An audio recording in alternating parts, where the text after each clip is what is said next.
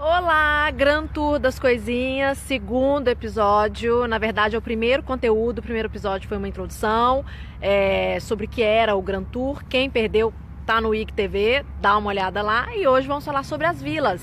Conteúdo que engloba aí as duas cidades, Veneza e Milão. E na parte que me diz respeito, vamos falar sobre as famosíssimas Vilas Vênetas, né? Essas casas que eram construídas no interior do Vêneto. Bom, e para falar das vilas vênetas, eu estive na Vila Bárbaro, que é uma vila lindíssima, projetada pelo grandíssimo arquiteto Andrea Palladio. Confiram nos próximos vídeos como foi. E logo mais vou publicar um conteúdo que aprofunda um pouquinho, para quem tiver mais interesse, sobre o grande expoente dessas vilas vênetas, que foi o arquiteto Andrea Palladio. Buongiorno, bom dia, de uma paisagem completamente diferente do que é Veneza, mas muito ligada à história da República, né? Hoje vim em uma vila vêneta, Vila Bárbaro, Vila Mazer, uma vila vêneta pertencente, né, à família Bárbaro, que era uma família de embaixadores de Veneza, família importante, nobre veneziana, e é uma vila do Andrea Palladio, uma das mais importantes. Dentro deste contexto agrícola, né, bem fora de Veneza, nós estamos numa cidade que se chama Mazer, na província de Treviso, onde fica essa vila monumental do Palladio. Rapidamente, para não cansar, para explicar de modo sucinto, as vilas vênetas, acho que eu já falei aqui algumas vezes, eram as casas de campo dos venezianos, né? Era onde eles investiam na produção agrícola. Só que não eram casas de campo simplórias, né? Eles entregavam o projeto das casas de campo nas mãos dos arquitetos mais conceituados da época e dos artistas mais conceituados para poder decorar. Andrea Palladio era um arquiteto aqui do Vêneto e ele é o maior expoente aí dessas vilas, né? Inclusive essa vila é um patrimônio UNESCO, assim como todas as outras vilas do Palladio. Ele se inspirava aí nos antigos templos romanos para poder projetar essas vilas vênetas, né? E dá para ver marcadamente na fachada essa parte central.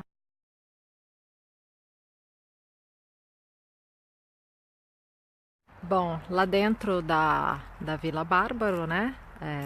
Tava falando que as vilas eram as casas de campo, aonde eles cultivavam, né? Cultivavam a produção agrícola, mas também onde eles se encontravam para celebrarem o belo, para receberem os amigos, para discutirem política, para discutirem literatura, poesia. Era o ponto de encontro deles. E essas vilas vênetas, elas eram decoradas, afrescadas pelos maiores artistas da época. E a Vila Bárbaro ela foi decorada pelo Paolo Veronese, que era um grande artista do Renascimento veneziano.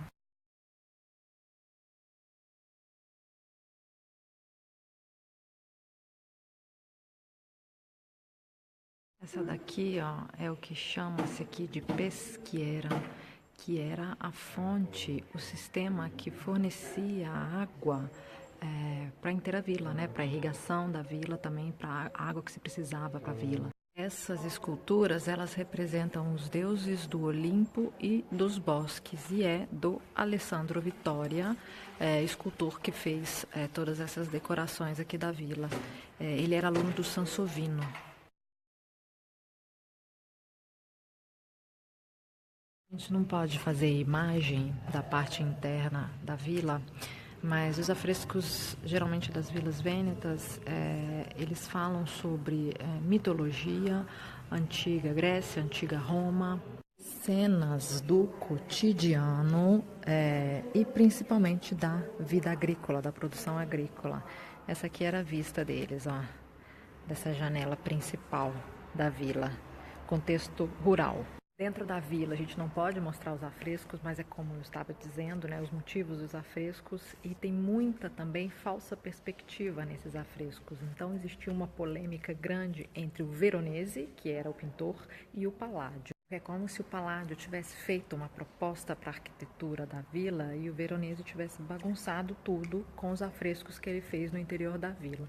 Então, muito interessante aí essa rixa, essa briguinha entre Palladio e Veronese. Falei sobre a estrutura da Vila Palladiana, Vila Vêneta, corpo central da vila e as barqueças, que eram essas duas partes de um lado e do outro, para poder guardar o material agrícola, né? O material que eles usavam no campo. Um elemento interessante, a meridiana, tem ela de um lado e do outro. Aqui ela mostra os signos do zodíaco, do outro lado a hora e os meses do ano. Dentro dessa meridiana, tá vendo que tem um buraquinho bem aqui, ó? Era a colombara, ou seja, onde eles criavam os pombos correio, né? Que eram muito importantes naquela época, né? Eles eram os mensageiros aí entre uma família e outra. Bom, a Vila Bárbaro sempre produziu vinho, porque aqui nós estamos num território de vinho, ainda produz esses vinhos e vendem também, né, por aqui. Então, ainda tem essa função agrícola. Bom, espero que vocês tenham gostado aí de saber um pouco mais sobre as vilas vênetas, que vocês tenham gostado da Vila Bárbaro, e no próximo conteúdo eu vou mostrar outra vila do Palladio. Fiquem ligados no Grand Tour das Coisinhas. Olá, começando mais um conteúdo aí do Grand Tour das Coisinhas. Vamos falar hoje sobre Andrea Palladio. Eu estou aqui no meio da Estrada da Arquitetura, onde estão distribuídas grandes obras de Palladio e de outros arquitetos, onde a gente vê uma das grandes obras do Andrea Palladio, que é a Vila Emo, que fica aqui em Fanzolo di Vedelago, na província de Treviso. Andrea Palladio é considerado um dos maiores arquitetos do Ocidente, né? O Palladio nasceu em Padova, aqui na região do Vêneto, e o conjunto de obras dele está todo concentrado nessa região. E o Palladio tem origem humilde, ele vem de uma família pobre e, na verdade, ele começa como cortador de pedra, né? Cortador de pedra e pedreiro, né? E ele encontra um tutor que ajuda na formação cultural dele. O nome do Palladio não era Palladio, ele foi denominado assim pelo tutor dele, porque ele era uma pessoa tão inteligente, ele pegava as coisas tão facilmente, que deram esse nome para ele em homenagem a Pallade Athena, que era a deusa da sabedoria.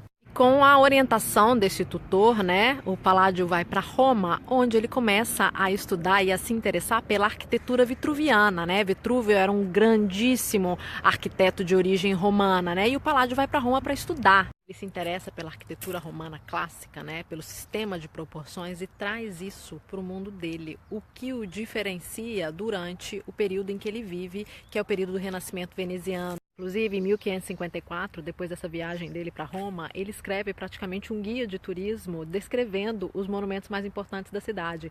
Então, a gente pode falar que o Palladio já fazia o Grand Tour antes do Grand Tour existir. Mas a obra mais importante do Palladio é o Tratado, os 4 livros de arquitetura, onde ele aborda as ordens arquitetônicas, o urbanismo, edificação doméstica e pública e a construção clássica. Vira autoridade no assunto. Ele volta de Roma e ganha essa fama enorme entre os ricos venezianos e a época das vilas vênetas. E eles então convidam o Palladio para poder projetar suas casas. O Palladio fica tão importante, olha, de ajudante de pedreiro a proto da Serenissima. O proto da Serenissima era o arquiteto oficial encarregado da República de Veneza. O Sansovino sai e o Palladio entra para esse cargo importantíssimo. A grande sacada do Palladio foi estudar profundamente a arquitetura romana clássica, né? Então, ele acreditava que a arquitetura era geometria e harmonia como a perfeição da natureza. As vilas palladianas, elas estão espalhadas principalmente na província de Vicenza, algumas em Treviso, algumas na província de Veneza, mas nessa região onde a gente está. A Vila Emo, aqui onde eu estou, foi construída em 1559. As vilas palladianas são 24 e junto com a cidade de Vicenza, que é onde o Palladio viveu e onde ele construiu várias outras obras, inclusive a Basílica Palladiana, tudo isso foi declarado Patrimônio Unesco em 1996. O Palladio deixou um grande legado para a gente. Às vezes a gente não sabe, mas muitos edifícios conhecidos são edifícios de inspiração palladianos. Tem um dedinho do Palladio ali naquele edifício. A Casa Branca é um edifício paladiano. O Capitólio em Washington é um edifício paladiano. O Congresso norte-americano instituiu o título ao Paládio de pai da arquitetura americana. André Palladio morre em 1580, aos 71 anos, com pouquíssimos bens, com uma vida muito modesta, e ele deixa essa imensidão arquitetônica, cultural e artística para o mundo ocidental, né? Então temos muito que agradecer e homenagear esse grande arquiteto, André Palladio. Bom, esse foi mais um episódio do Grand Tour das Coisinhas, essa viagem que vocês estão fazendo comigo, passeios em Veneza e com a Magé Milão nas mãos. A gente espera vocês aí no nosso próximo encontro.